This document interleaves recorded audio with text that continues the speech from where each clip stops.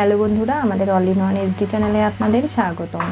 আমি দীপিকা চলে এসেছি আপনাদের জন্য গীতা এলএলবি সিরিয়ালের আপডেট নিয়ে। গীতা পঙ্কজের কাছে গিয়ে প্রমিতার নাম বলে এবং ক্লাস 1-এ পড়ে নানা দিক থেকে যে পঙ্কজ খাসনবিজের মেয়েকে ঘিরে রেখেছে শত্রুরা সেটাও জানিয়ে দেয়। পঙ্কজ কুর্নিশ জানায় যে এত কিছু জেনে গেছে গীতা না বলা সত্ত্বেও, তাই গীতা এবার প্রমিতা খাসনবিজকে উদ্ধার করবে, কিন্তু পঙ্কজকে বলেছে আইনি লড়াইটা চালিয়ে যেতে। কোনোভাবেই যেন ওই কিরণকান্তি এবং ভজনের মতো অপরাধীদের কাছে মাথা নত না করে।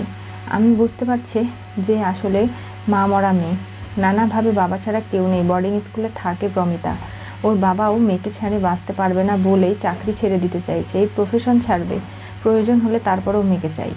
গীতার কথা মতো কিরণকান্তিকে ফোন করে জানিয়ে দেয় যে রত্না তার কাছে আছে, কালকে কোর্টে প্রডিউস করবে, এই বলে নিজের মেয়েকে নিজের কাছে ফিরে পাওয়ার আকাঙ্ক্ষা জানায়।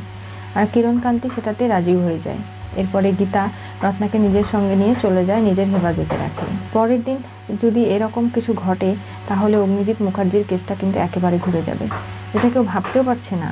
গীতা কিন্তু সব কিছু ভেবে ফেলেছে।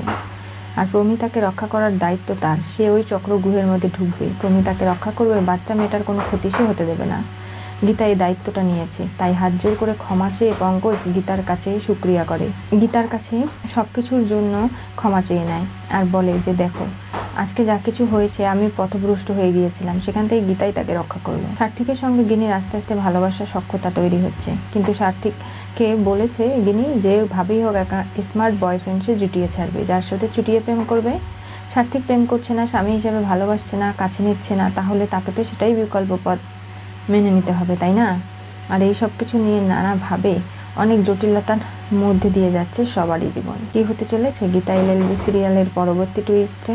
গিনি বয়ফ্রেন্ড জুটিয়ে আনবে সার্থিককে জানালো, গীতার কাছে হাত জোড়ে ক্ষমা চাইলো পঙ্কজ। আজকে বুঝতে পেরে গেছে গীতার পরিকল্পনা মাফিক চললে অগ্নিজিৎ মুখার্জি নির্দোষ প্রমাণ হবে, অপরাধীতার শাস্তি পাবে। কিন্তু তার মেয়েকে গীতার দায়িত্ব নিয়েছে, এটাতে পঙ্কজ খাসনবিজ খুব খুশি হয়ে গেছে। এরপরে কি ঘটবে জানতে চোখ রাখতে হবে আমাদের চ্যানেলে। পাশে থাকা বেল আইকনটি অবশ্যই করে ক্লিক করুন।